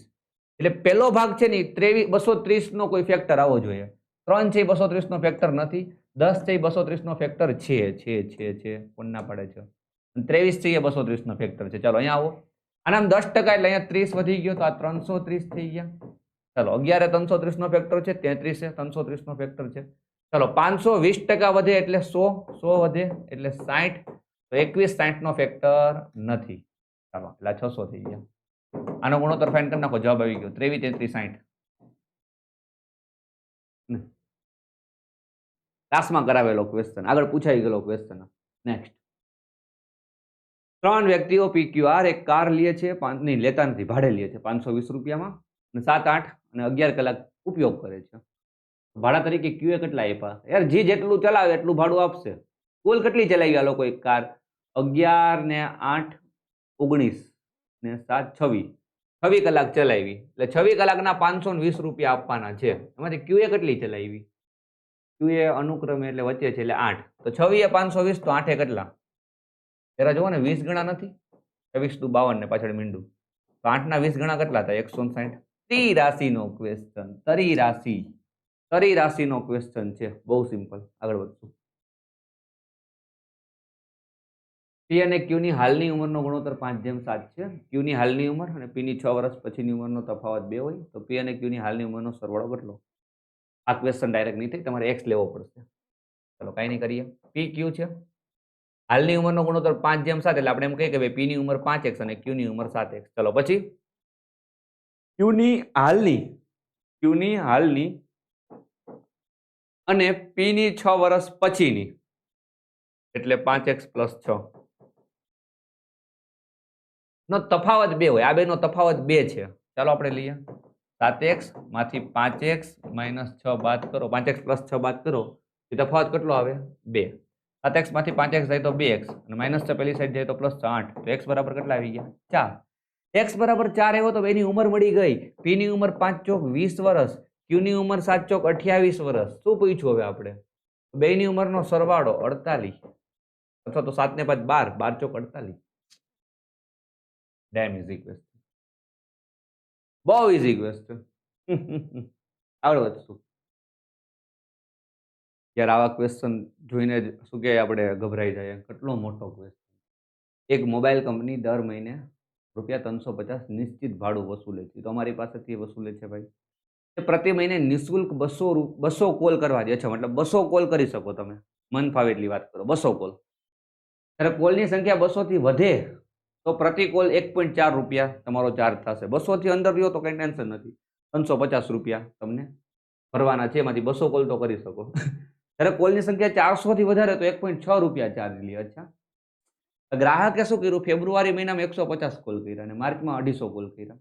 ગ્રાહક માટે ફેબ્રુઆરીના પ્રત્યેક કોલ કરતા માર્ચનો પ્રત્યેક કોલ કેટલો સસ્તો પડશે? માર્ચમાં એને સસ્તું પડ્યું હશે, કેમ કે માર્ચમાં જોઈને વધારે કોલ કર્યા, અને ફેબ્રુઆરી એને મોંઘું પડ્યું હશે એનો એક કોલ.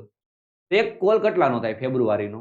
હું ફેબ્રુઆરીની વાત કરું તો ફેબ્રુઆરીમાં 350 રૂપિયામાંથી એને ખાલી કેટલા 150 કોલ કર્યા, તો એક કોલ એટલો થયો એનો, એક કોલ એટલા રૂપિયાનો થયો. 35/15 એટલે 7 પંચા 35 અને 3 પંચા 15, 7/3 રૂપિયાનો એક કોલ થયો આનો ફેબ્રુઆરીમાં. માર્ચમાં કેટલાનો થાય? તો માર્ચમાં એને યાર 350 કરતા વધારે રૂપિયા આપ્યા છે. પેલા કેટલા રૂપિયા આપ્યા ને આપણે એ જોઈએ, 350 પ્લસ.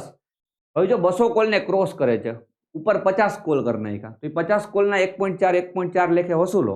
50 ગુણ્યા 1.4 કરો તમે, 50 ગુણ્યા 1.4, એ 70 રૂપિયા એ થયા. એને ટોટલ આટલા રૂપિયામાં 250 કોલ કર્યા, તો એનો એક કોલનો ભાવ ઘટ્યો હશે. ચાલો આ 70 થયા, તો 350 માં 70 નાખો તો 420/250, 42/25 રૂપિયાનો એક કોલ પડ્યો. ફેબ્રુઆરી કરતા માર્ચનો કોલ કેટલો સસ્તો છે? માર્ચ સસ્તો છે, પણ કેટલો સસ્તો છે, કેટલા ટકા આપણે કહેવાનું છે. તો આપણે પેલા જોઈ લઈએ કેટલા રૂપિયા સસ્તો છે. કેટલા રૂપિયા સસ્તો છે? 7/3 - 42/25, કેટલા રૂપિયા ઓછો થયો ફેબ્રુઆરીમાં પ્રત્યેક કોલનો ભાવ? બેનો ડિફરન્સ ફાઇન્ડ કરીએ. ચાલો, હે ને 7/3 - 42/25 અહીં લસા લ્યો. 25 3 નો લસા 75 એટલે 25 વડે અને 3 વડે. એ 3 વડે ને અહીંયા 25 વડે. 25 સત્તા કેટલા થાય? 175. હા. અને 42 તેરી કેટલા થાય? 126 ભાગ્યા 75.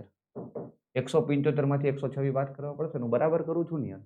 25 સત્તા 175 બરાબર છે. 42 તેરી 126 ભાગ્યા 75 કરો ને. 15 માંથી 6 જાય તો 9 અને 16 માંથી 12 જાય તો 4. 49 રૂપિયા, સોરી 49/75 રૂપિયા સસ્તું પડ્યું, હે ને? માર્ચમાં આટલું સસ્તું પડ્યું. હવે ટકા ફાઇન કરવાના છે તો ડિફરન્સ છેદમાં કેટલા ટકા ઓછું થયું એટલે ઉપર નીચે મોટી કિંમત આવશે. ફેબ્રુઆરીનો ભાવ 7/3 ગુણ્યા 100. અહીંયા બાજુમાં આવે તો ઊંધું થઈ જાય. 49/75 ગુણ્યા 3/7 ગુણ્યા 100. આ મારો ફાઇનલ જવાબ આવશે. આ કરો ને એટલે કરો ને.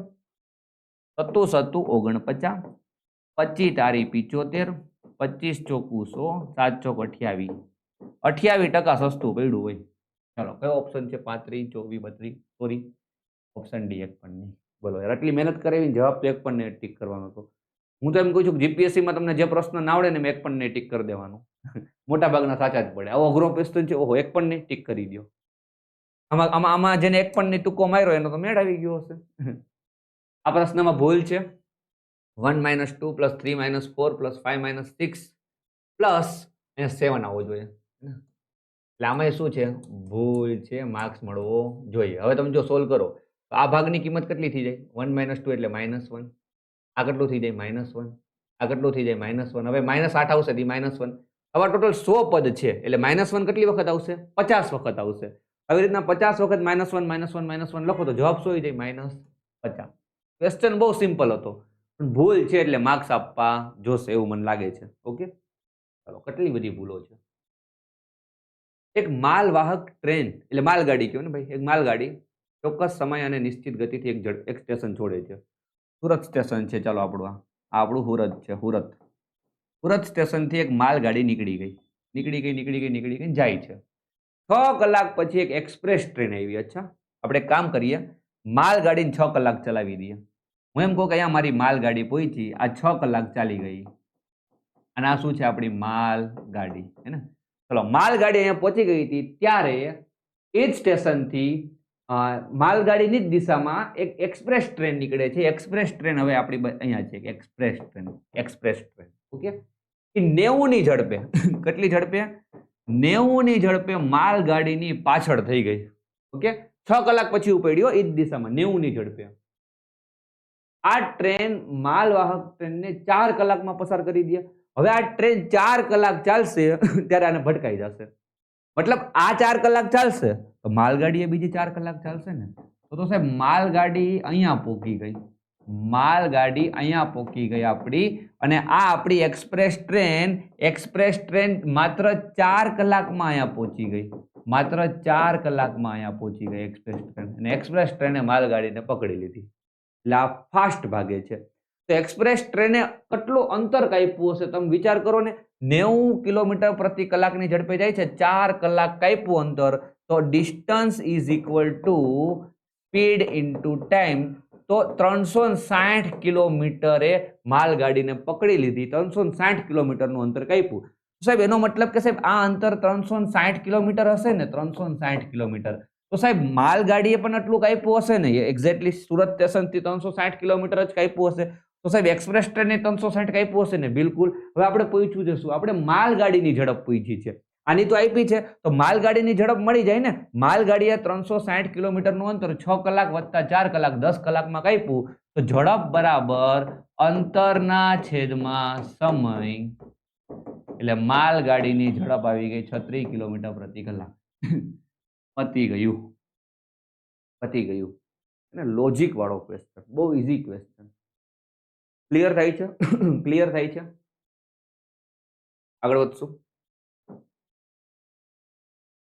એમ એક સરકતી સીડી એસ્કેલેટર. તમે પેલું મોલમાં ગયા હશો, ખબર? એમ આપણે એસ્કેલેટર આવે, એમાં અમુક અછપરા હોય. કેવા અછપરા ખબર? એ એસ્કેલેટર ઉતરતું હોય નીચે અને ચડે એ એસ્કેલેટર થી ઉપર. તો અછોપરાય નીચે ઉતરતા એસ્કેલેટર થી ઉપર ચડી જાય છે. તમને નહીં ખબર હોય તો હું કહી દઉં. અને નીચે ઉતરતા એસ્કેલેટર થી તમે ઉપર ચડી શકો એમ ઉપર ચડતા એસ્કેલેટર થી તમે નીચે ઉતરી શકો. પોસિબલ છે. તમને ખબર છે એસ્કેલેટર જે સ્પીડમાં ભાગે છે એની કરતાં વધારે સ્પીડમાં તમારે ભાગવાનું છે. એસ્કેલેટર કઈ રીતના હોય તમને ખબર? આવી રીતના હોય. આવું આપણું એસ્કેલેટર છે ને, તમને આટલો ભાગ દેખાતો હોય પણ એની આ તમે અહીંથી આમ શરૂ કરો, તમે અહીં પહોંચી ગયા પણ એની નીચે એક ભાગ હોય હે ને, આમ રોટેટ થતું હોય, આવી રીતના આમ રોટેટ થતું હોય હે ને. એટલે એના આપણે કુલ પગથિયા હોય ને એ કોન્સ્ટન્ટ જ હોય હંમેશા. એસ્કેલેટરમાં કુલ પગથિયા કોન્સ્ટન્ટ જ હોય. ઓકે, હવે સીધી વાત છે કે એસ્કેલેટર નીચે જાય છે અને તમે નીચે જાઓ છો તો તમે ફટાફટ પહોંચી જશો. એસ્કેલેટર નીચે જાય છે, તમે ઉપર જાઓ છો તો તમારે પહોંચતા વાર લાગશે. એટલું ક્લિયર છે? એટલું ક્લિયર છે બધાને? ચલો હવે આપણે પ્રશ્નો ઉપર આવીએ. કેમ કે આટલું બેઝિક નોલેજ તમને હોવું જોઈએ આ પ્રશ્નો શીખવા માટે. શું કીધું? એમ એક સરકતી એસ્કેલેટર પર 5 પગથિયા પ્રતિ સેકન્ડની ઝડપે ચાલે છે અને બીજા છેડે 10 સેકન્ડમાં પહોંચી જાય છે. ઓકે, પરત ફરતી વખતે સમાન ઝડપે તે શરૂઆતની જગ્યાએ 40 સેકન્ડમાં પહોંચે છે. હવે જો આ ભૂત જેવો છે એમ આપણે જેની વાત કરતા હતા ને એમ એવો જ છે કે એ નીચે ઉતરી ગયો અને પાછો એ જ એસ્કેલેટર થી પાછો ઉપર આવ્યો 40 સેકન્ડમાં. તો એ સરકતી સીડી એસ્કેલેટર પર કેટલા પગથિયા હશે? હવે આપણે પગથિયાની સંખ્યા ગણવાની. પગથિયાની સંખ્યા તો કોન્સ્ટન્ટ જ રહેવાની છે. હું તમને પગથિયાની સંખ્યા ગણતા શીખવાડું. તમે જુઓ, પગથિયાની સંખ્યા તમારે જ્યારે પણ ગણવી હોય આવા ટાઈપના ક્વેશ્ચનમાં, પગથિયાની સંખ્યા તો જો માણસની ઝડપ માણસની દિશા અને એસ્કેલેટરની દિશા સમાન હોય તો પગથિયાની સંખ્યા કેટલી થાય? સમાન દિશા હોય તો એસ્કેલેટરની ઝડપ કેમાં ખબર? પગથિયા પર સેકન્ડમાં. સ્ટેપ પર સેકન્ડ ઇંગ્લિશમાં લખી નાખું. સ્ટેપ પર સેકન્ડ પ્લસ માણસની ઝડપ આઈ કેમાં? સ્ટેપ પર સેકન્ડ હે ને. જો સમાન દિશા હોય ને તો વચ્ચે સરવાળો આવે અને જો વિરુદ્ધ દિશા હોય ને તો વચ્ચે બાદબાકી આવે. સમજ પડે છે? સમાન દિશા હોય તો વચ્ચે સરવાળો આવશે અને વિરુદ્ધ દિશા હોય તો વચ્ચે બાદબાકી આવશે. હવે અહીંયા એમ શું કરે છે કે એ પેલા જાય છે તો એ સમાન દિશામાં જાય છે અને પછી આવે છે તો એ વિરુદ્ધ દિશામાં આવે છે. તો પેલા આપણે જાય છે એનું આપણે કરીએ તો માણસની ઝડપ કેટલી થઈ ગઈ? 5 પગથિયા પ્રતિ સેકન્ડ. 10 સેકન્ડ આપણી એસ્કેલેટરની ઝડપ છે એટલે કે 10 સેકન્ડમાં પહોંચે છે. મતલબ સમજો, આમાં આપણે છે ને એસ્કેલેટરની ઝડપ થોડીક અલગ રીતે આપી છે હે ને. એસ્કેલેટરની ઝડપ આપણે આપી નથી. એસ્કેલેટરની ઝડપ તમને નથી આપી. માણસની ઝડપ તો આપી દીધી. હજુ મારે પગથિયાની સંખ્યા ગણવી હોય ને તો એસ્કેલેટરની ઝડપ મને નથી આપી. માણસની ઝડપ કેટલી? 5 પગથિયા પ્રતિ સેકન્ડ. 10 સેકન્ડમાં પહોંચે એટલે 50 ને, 50 સ્ટેપ પર સેકન્ડ એટલે 50 પગથિયા થયા ને ત્યાં ને 50 પગથિયા એ થયા. હવે એસ્કેલેટરની ઝડપ મને નથી આપી. મતલબ એસ્કેલેટર 1 સેકન્ડમાં કેટલું પગથિયું આમ ઉપર જાય છે અથવા તો નીચે જાય છે મને નથી કીધું. માણસ છે ને 5 પગથિયા 1 સેકન્ડમાં ઉતરે છે. એસ્કેલેટર કેટલું ઉતરે છે ને મને નથી ખબર 1 સેકન્ડમાં. આપણે એવું માની લઈએ કે ભાઈ એસ્કેલેટર છે ને x પગથિયા પ્રતિ સેકન્ડ છે તો 10 સેકન્ડમાં એસ્કેલેટર કેટલા પગથિયા કાપે? તો 10x. તો એસ્કેલેટરની ઝડપથી આપણે કાઉન્ટ કરીએ પગથિયા તો 10x અને માણસની ઝડપથી પગથિયા કાઉન્ટ કરીએ તો 50. જો બંનેની દિશા સરખી હોય તો બેનો સરવાળો થાય. માણસની ઝડપથી પગથિયાની સંખ્યા અને એસ્કેલેટરની ઝડપથી પગથિયાની સંખ્યા એ બેનો સરવાળો થાય. ઓકે, તો એક કેસ આવ્યો. હવે પરત ફરે છે પાછો ઈ જ શું કહે દિશામાં તો અગેન આપણે પગથિયાની સંખ્યા મળશે પણ હવે આપણે શું કરવું પડશે? માઇનસ કરવું પડશે. અને હવે એને 40 સેકન્ડ લાગે છે અને અહીંયા સમાન ઝડપે છે તો અહીંયા 5 જ પગથિયા છે તો 5 પગથિયા 1 સેકન્ડમાં 5 પગથિયા તો 40 સેકન્ડમાં કેટલા થાય? 200 પગથિયા. માણસની ઝડપ આપણે જોઈએ તો 200 પગથિયા થાય અને અહીંયા આપણે માઇનસ કરવું પડશે કેમ કે માણસ વિરુદ્ધ ચાલે છે એટલે ઓબ્વિયસ વાત છે વધારે પગથિયા ચડ્યો હશે એટલા પગથિયા હશે નહીં તો કેટલા? એસ્કેલેટરની ઝડપ પ્રમાણે પગથિયા માઇનસ કરવા પડશે. એસ્કેલેટરની ઝડપ મને નથી ખબર x, હું x લઈ લઉં તો x પગથિયા 40 સેકન્ડમાં તો 40x પગથિયા થાય. ઓકે, તો પગથિયાની સંખ્યા i1 આવી ને પગથિયાની સંખ્યા i1 આવી. મને નથી ખબર કેટલા પગથિયા છે. હવે શું કરશું? તો મને એસ્કેલેટરની ઝડપ આપી દીધી હોત ને ડાયરેક્ટ પગથિયા મળી જાત. પણ હવે મને આટલી ખબર છે ને કે બે પગથિયાની સંખ્યા જ છે તો આપણે કામ કરીએ તો આ બેને આપણે કમ્પેર કરી દઈએ. 10x પ્લસ 50 બરાબર 200 માઇનસ 40x આવી જશે ને જવાબ. 40x આ બાજુ આવે, 10x માં પ્લસ થાય તો 50x, 50 આ બાજુ જાય માઇનસ થઈ જાય, 200 માંથી 50 150, તો x બરાબર 150/50, તો x બરાબર આવો કેમ આવ્યો મારો જવાબ? 50x બરાબર 150, x બરાબર મેં કાંઈક તો ગડબડ કરી, મને એવું લાગે છે.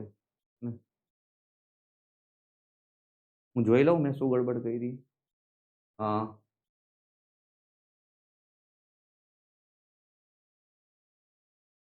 5 પગથિયા પ્રતિ સેકન્ડ 10 સેકન્ડ એટલે 10 પંચા 50 પગથિયા વત્તા 10x, કેમ કે સેમ ઝડપ છે. 10 સેકન્ડમાં x પગથિયા એટલે 10x અને 40x, 40 ગુણ્યા 5 200,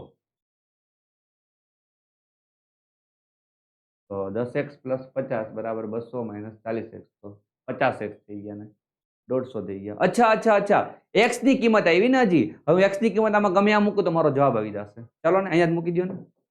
200 માઇનસ 40 તેરી 120, 80 પગથિયા. કાંઈ મિસ્ટેક નથી હે ને. હું વિચારતો હતો કે કેમ કેમ નથી બેસતું બધું, પણ હવે ખબર પડી ગઈ. ચાલો, અહીંથી આપણે ડાયરેક્ટ x ની કિંમત મળશે અને x મળી ગયો તો આપણું કામ થઈ ગયું. એટલે આપણે આ છે ને આ શું મળ્યું ખબર? એસ્કેલેટરની ઝડપ મળી આપણે 3 પગથિયા પ્રતિ સેકન્ડ. એ 30 પગથિયા અને ઓલા 50 પગથિયા એટલે 80 પગથિયા થઈ ગયા. ચાલો, મસ્ત ક્વેશ્ચન હતો, કેટનો ક્વેશ્ચન હતો. એક ટાયરને 2 પંચર છે. પ્રથમ પંચર 9 મિનિટમાં ટાયરને સપાટ કરી દે અને બીજું 6 મિનિટમાં સપાટ કરી દે. હવા અચળ દરે નીકળતી હોય તો બંને એક સાથે, એટલે એક 9 મિનિટમાં કામ કરે છે, બીજો 6 મિનિટમાં કામ કરે છે, તો બે ભેગા કેટલા મિનિટમાં કામ કરે? ડાયરેક્ટ કરો ને, ઉપર ગુણાકાર નીચે સરવાળો. આ જવાબ આવી ગયો. અને આપણે જવાબ છે ને સેકન્ડમાં ફાઇન્ડ કરવાનો છે, તો ગુણ્યા 60 હે ને, આ કરી દો. આ તમારો જવાબ મિનિટમાં આવશે, એને ગુણ્યા 60 કરો તો સેકન્ડમાં. 15 ચોક 60, 6 ચોક 24, 24 ગુણ્યા 9 કરવાના થાય. 9 ચોક 54 હતો તો 54 ના 4 ગણા, 108 ના ડબલ 216. કોઈ ના આવ્યો તો 1 પણ નેટિક કરી નાખો, હે ને. તો ફાઇનલી આપણું સોલ્યુશન પૂરું થાય છે. જો તમે સીસીની પ્રિપેરેશન કરવા માંગો છો અને તમારે મસ્ત કોર્સની તલાશમાં છો તમે, આપણો કોર્સ છે સીસી માટેનો સ્પેશિયલ, એકદમ ટીસીએસના પ્રીવિયસ યર ક્વેશ્ચન કરાવ્યા છે. અત્યારના ડિસ્કાઉન્ટ પણ ચાલે છે, જે ટૂંક સમયમાં બંધ થઈ જશે. અત્યારના તમને 2000નો 1 વર્ષનો કોર્સ મળે છે. ખાલી મેથ્સ ખાલી રીઝનિંગ લેવું હોય તોય મળશે. 2000માં 2 વિષય, 1000માં 1 વિષય. ઓકે, તો તમે જો એપ્લિકેશન ડાઉનલોડ કરો, નીચે તમને લિંક આપી દીધી હશે તેમાંથી, અને તમે ડેમો લેક્ચર પણ જોઈ શકો છો, તમને ખ્યાલ આવે. તમે જેવી લિંક પર ક્લિક કરશો એટલે તમારી પાટિયા નામની એપ્લિકેશન ખુલી જશે. ત્યાં તમે ડેમો લેક્ચર જોઈ શકો છો અને કોર્સ બાય કરી શકો છો. આઈફોન યુઝર માટે ક્લાસ પ્લસ ખુલશે. ક્લાસ પ્લસમાં તમારે ORG કોડમાં OSRTID નાખવાનું એટલે પાટિયા એપ્લિકેશન તમારી ખુલી જશે. ઓકે, તો આ રીતે તમે એક વખત કોર્સને ખાસ વિઝિટ કરો, ડેમો લેક્ચર ફ્રીમાં જુઓ. એપ્લિકેશનમાં વૈદિક ગણિતનો કોર્સ પણ તદ્દન ફ્રીમાં મૂકેલો છે, એ પણ જોઈ શકો છો. આવા નવા સોલ્યુશન સાથે આપણે મળતા રહીશું. Thank you so much.